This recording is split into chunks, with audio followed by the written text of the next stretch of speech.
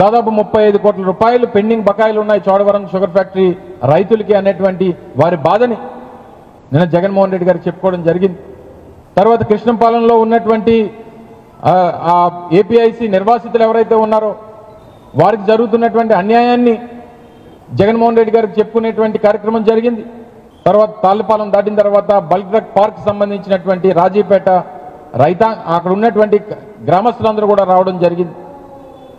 గతంలో నష్టపోయాం, మా మత్స్య సంపద అంతా కూడా మా కాకుండా పోతా ఉంది, మీరు ఏదైతే మీ పార్టీ నుంచి మాకు ఇవ్వాల్సినటువంటి సహకారాన్ని ఇవ్వండి అనేటువంటిది బల్క్ డ్రగ్ పార్క్ సంబంధించినటువంటి ఆ ప్రాంతంలో రాజీపేటకు సంబంధించినటువంటి గ్రామస్తులందరూ కూడా వచ్చి కోరడం జరిగింది.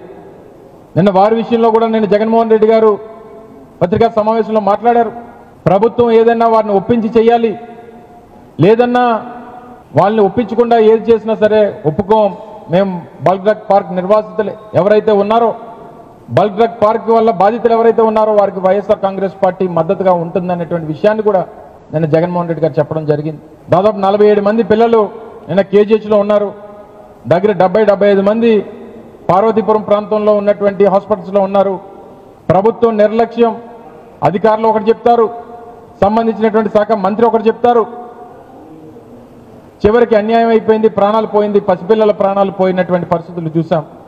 అందుకే నిన్న జగన్మోహన్ రెడ్డి గారు కూడా చనిపోయినటువంటి ఆ ఇద్దరు పిల్లల కుటుంబాలకి 5 లక్షల రూపాయలు చెప్పిన మా పార్టీ తరఫున సాయం చేయాలని చెప్పి కూడా వారు ఆదేశించారు.